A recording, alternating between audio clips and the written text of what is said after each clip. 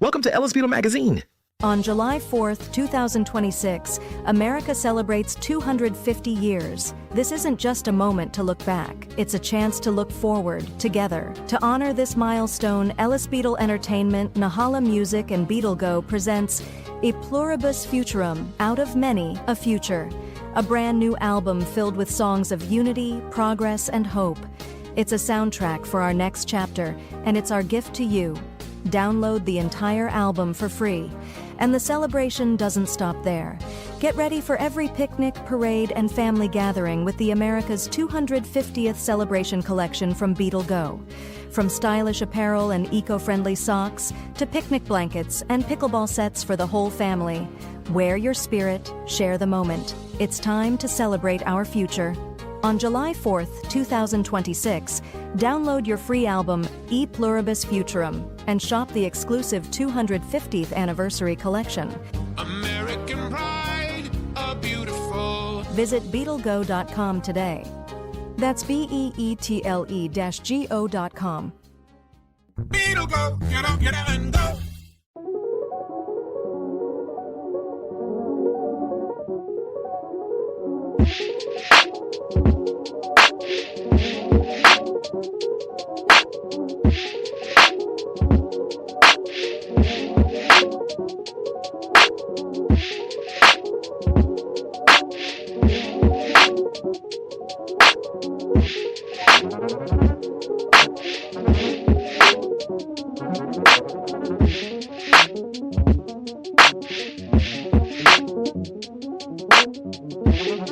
Yarns of the Infinates, What's Left Behind.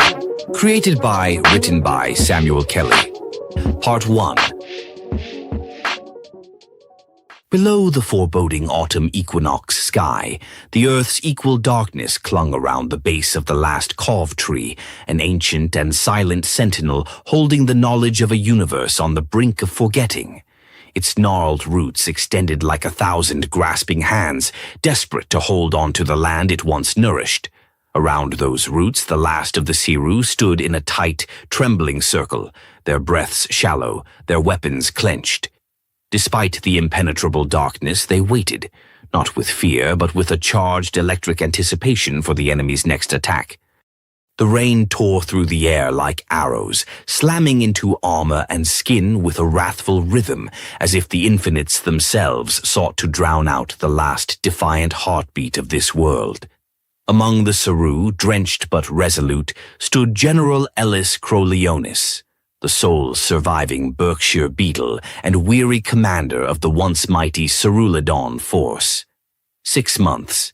That was how long he had been stationed here, fighting, bleeding, and losing piece after piece of what felt like an already broken future.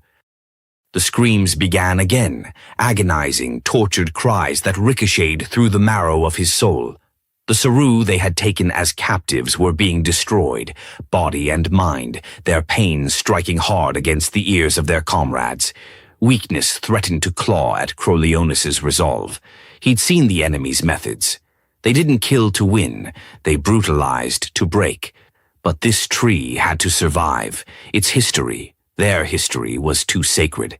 He swore then he would not falter.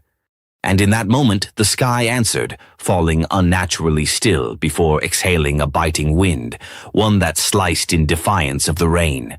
The air throbbed with tension as flickers of movement appeared closer, bolder now. Enemy shapes congealed in the suffocating dark, advancing with spectral silence. The storm answered only with a bone-shaking groan, and the lanterns struggling against these unwelcome forces faltered and dimmed. The raw fear of the remaining 66 Ceru permeated the air. Kroleonis could feel it coursing through them like a shared pulse. They gritted their teeth, adjusted their gear, tightened grips on weapons. Some whispered prayers, others embraced the madness of the moment. Kroleonis smiled grimly beneath his helm, shaped as a fearsome minotaur, blackened by soot and wear. "Aye!" he roared suddenly, his voice like a war drum pounding through the storm. "One," responded the remaining Ceru in unison, their voices fusing into one defiant roar. One. They were one. Together they could still sharpen the night into a blade. There was a stirring behind him. Fadar, the Kov and eldest archivist of the Mother Tree, stepped forward. The old being's movements defied the frailty of its appearance, its bark-like flesh creaking yet unyielding. The air hummed with ancient power as Fadar's voice cut through the chaos, smooth yet booming, like a ripple of thunder. "This tree," Fadar began, his deep voice cutting through the tense storm. "This tree is older than memory, older than flesh. Its roots run deeper than war. They hold the stories of our ancestors, the echoes of who we were, of who we are. Without it, all we are is ash scattered to the void, but with it, we endure. Its roots understand our pain, and its branches share in our struggle. It has seen us rise and fall. It is not mere survival we fight for, it is significance. This tree, this mother, is the soul of our world, and today we decide if her voice will sing into tomorrow or be silenced forever. The cyst and the rot, that which mars you, which marks you, they are not curses. They are proof. Proof that you are vessels of the earth's truth. Proof that her power flows within you. You are Ceru. You are chosen because of this. Singular in quality. Singular in purpose. You were born not just to fight, but to protect all that binds us to this place, all that gives us meaning. When the enemy charges 20 to lone, do not falter. Do not break. Your cyst and rot will rise with you, and with it, the essence of our mother. Today is the day we etch a new chapter into the bark of history. Whether we stand or whether we fall, our sacrifice will seed the earth with hope. Where we end, new trees will grow, new warriors will rise. Our story will not be erased. We will be the root of its continuation. Remember this. You bear history on your shoulders. You carry the legacy of the cosmos in your veins. Now stand tall, warriors. Stand as one. I am one. A roar erupted in reply. Fadar's voice thundered above it, unrelenting. Say it with me. I, one. The warriors cried out as one voice. I won. Fadar's bark-like hand raised, steady and certain. May we seed to root. The 66 stood taller, shouts of I won, rising to a crescendo as weapons clanged and nerves steeled. Fadar, the beacon amidst the gloom, stood firm. The enemy's shadows surged as one. Their charge was chaos incarnate. Wind screamed now, scattering droplets of rain like shards of glass. Kroleonis took one step forward, his boots splashing through inch-deep puddles at the trench's edge. With a final glance at the Ceru who had sworn to stand with him, he released a sharp exhale, then vaulted, silent and swift, from the trench into the darkness, his form swallowed like a flame in a gale. The enemy surged onward, a wave against a dam, and the clash began.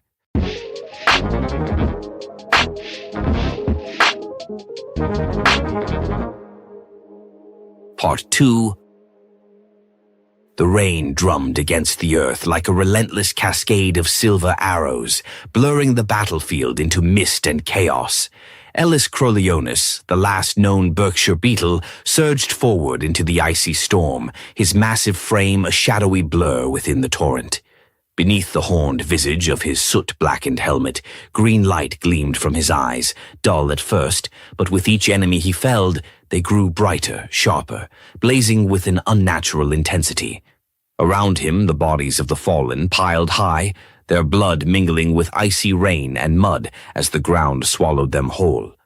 Behind him, the last of the Ceru fought desperately, forming an unyielding barrier around the roots of the Mother Tree, the universe's final archive of history. 65 warriors stood their ground against unrelenting waves, each thrust of their blades a prayer to a future they might not see.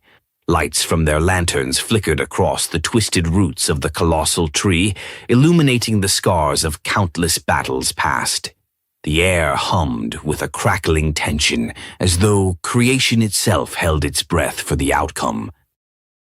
Up above, beyond the Virgo supercluster, beyond your observable and the unobservable universe, Seer, Ra, Norik, and Moimik observed through the Cenobian gate overlooking the fray. Their forms shimmered faintly, more impression than substance, their glowing eyes locked on the figure cutting through their army like a specter of death. "Count them again, Ra," Norik commanded, his voice clipped with suspicion. "It's 66, Ra rasped, unwilling to meet their gaze. "Impossible," Seer spat. "It was 68. 3 cycles past, we counted them ourselves." He trembled, anger surging beneath his calculated demeanor. "This Berkshire beetle has outmaneuvered us at every turn. How can such defiance continue?" The 4 Infinates exchanged grim looks. Below, Kroleonis fought like the wrath of an ancient god, each swing of his blade a dance of precision and carnage. His glowing eyes cast an eerie, toxic light over his enemies, and whispers of unease rippled through the ranks of soldiers charging toward him. "Moi Meek," Seer hissed, his tone venomous. "Release the full army, every last soldier. Recall the reserves from Tabas's archive and send them all through the rift. This tree must fall. Now!" Moi Meek hesitated, a rare moment of uncertainty. His mind, a labyrinth of strategies, reeled. Kroleonis was not simply fighting. This was a distraction, a trap. His creator, Tabas Zebi, had prepared him too well. The Berkshire was dangerous, but he was also cunning. Moi Meek's thoughts churned. "If I were him," he murmured to himself, "what would I gain during this madness?" Shadows fleeing. A young boy, perhaps. A girl. Moi Meek's dark heart stuttered as realization struck. Kroleonis wasn't fighting to stand his ground. He was buying them time. Tabas had returned, his form materializing with an exhaustion that spoke of countless millennia and struggles untold. His sharp, discerning gaze found Kroleonis at once, his expression shifting from weariness to grim pride. The Berkshire warrior was taking ground. Below, among the blood and destruction, a ripple of energy ruptured the air. A shimmer manifested. From it stepped a lone figure, a young girl with icy eyes and a cold, commanding presence.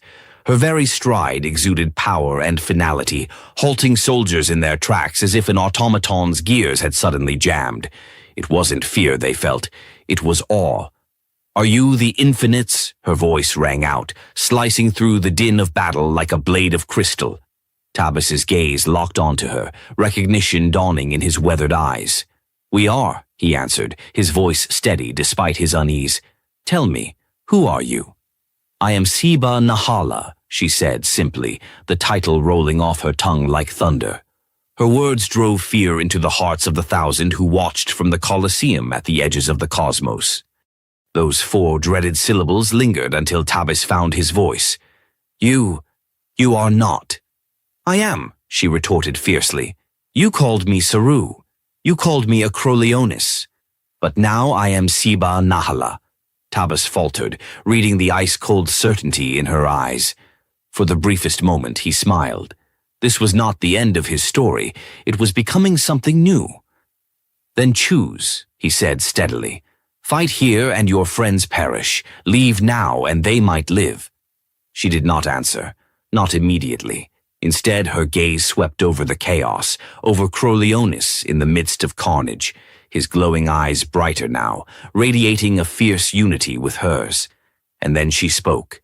"I am Siba Nahala, last of the Krim," she declared once more, her grin sharp as frost. "And I will erase your existence."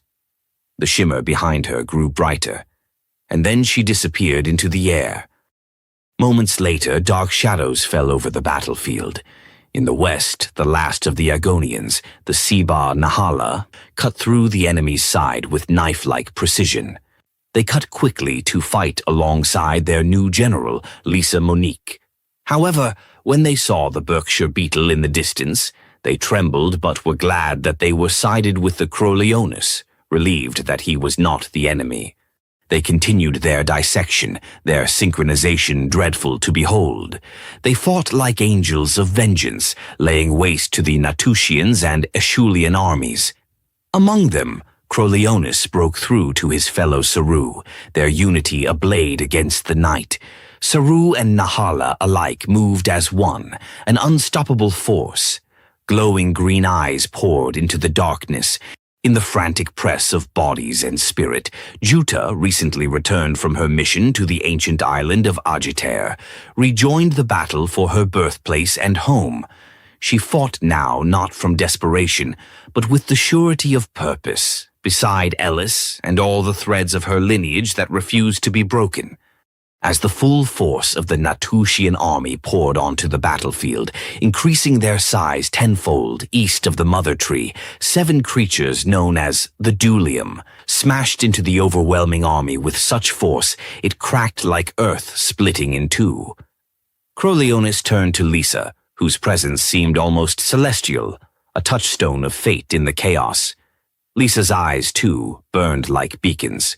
She pointed skyward, her hand unwavering amid the storm. Kroleonis mirrored her gesture, raising his weapon and locking gazes with the Infinates. It was a moment foretold, and all around felt the world tipping toward its next legend. Far above, in the silent Colosseum, the Infinates recoiled. For the first time in eons, something other than boredom gripped them. "They are coming," Kier whispered hoarsely. And Tabis? He was already halfway back to his archive, smiling faintly as he whispered to himself, "This isn't the end, it's just the turning of the page." Yarns of the Infinates, What's Left Behind.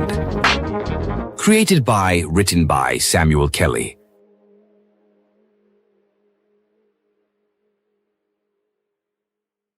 On July 4th, 2026, America celebrates 250 years. This isn't just a moment to look back, it's a chance to look forward, together. To honor this milestone, Ellis Beetle Entertainment, Nahala Music, and Beetle-Go presents PLURIBUS FUTURUM, Out of Many, a Future.